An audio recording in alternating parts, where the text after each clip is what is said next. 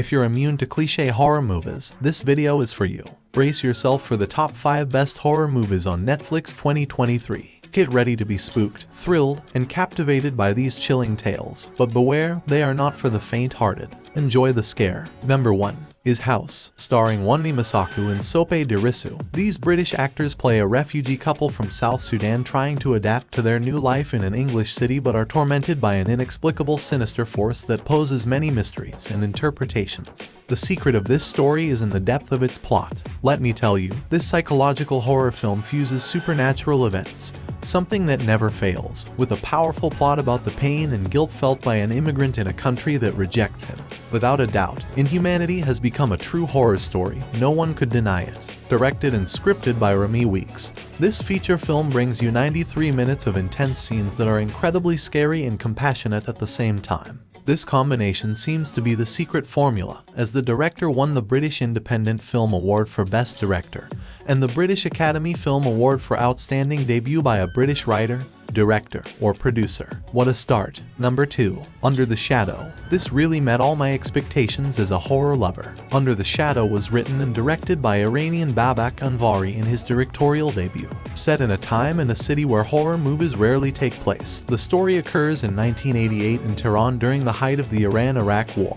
A time that, in addition to being conflictive, was quite confusing. So, after experiencing adverse situations, a mother is convinced that she's being persecuted by evil spirits and has no choice but to face these supernatural forces. Don't be fooled, though, the plot isn't as simple as it seems. The film is steeped in symbolism and develops topics on female oppression, motherhood, anxiety, and the trauma of war. During its 84 minutes of length, this is a complete true horror story, especially because the protagonists Nargiz Rashidi and Avan Manshadi manage to get such a perfect connection to the tension and impatience they transmit. Are terrifying. Are you ready to know what movie made me experience true terror? Number 3. Creep 2. After the ingenious success of Patrick Brice in his first film, the director comes with the second part to make Creep one of the best modern horror sequels. This film takes the insane protagonist, we're still talking about Brice, to pretend to be his latest victim and draw a filmmaker to come to a place quite far away with the promise of money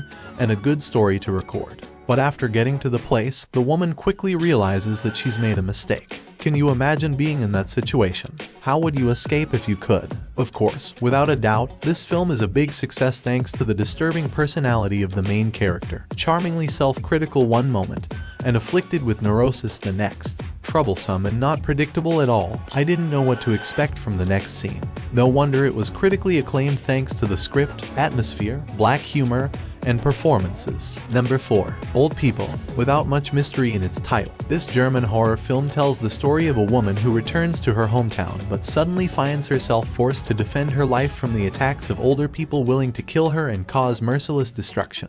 I didn't expect so much when I saw it, but this film contains non-stop action and a fast-paced style that works extremely well. But only if you have nerves of steel, because you'll find violent scenes. In its 90-minute length, you'll change your beautiful perception of the elderly for a moment. There's no doubt, so if you're afraid of seeing a lot of blood, I don't recommend it. Otherwise, this film will give you a totally deep message, and I'm sure that the German director Andy Fetcher will convince you like me. Number 5. Veronica. As truth is always stranger than fiction, the Spanish director Paco Plaza used all his means and got me with Veronica. This film is set in 1991's Madrid and is starring Sandra Escasna. It shows us a fatherless 15-year-old girl who performs a seance to communicate with him.